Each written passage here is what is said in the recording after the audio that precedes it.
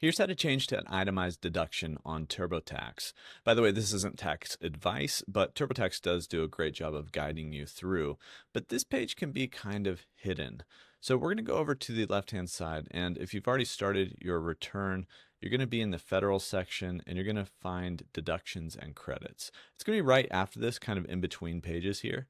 So we go to our deductions and credits summary, and inside of here, we're going to see all this stuff that we've started, not started, etc. We scroll down to the bottom, and we're going to have this little continue button.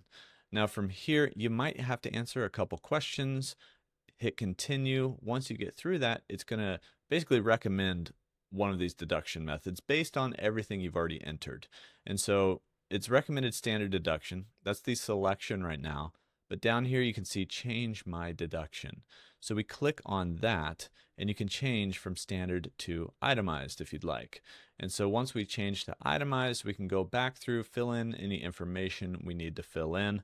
And also if you're looking to save some money, you can save 20% by using the affiliate link in the description down below. You can save 20% on your federal filing through TurboTax. That's an affiliate link, like I said, so it helps support this channel. But yeah, I mean, TurboTax, they got TurboTax experts. If you want to talk to someone, you can have them file your taxes for you and do all the work, or you can just kind of go through their guided step-by-step process here, which is what I've done for over 10 years for both my personal and business taxes. But that's how you can change to an itemized deduction on TurboTax.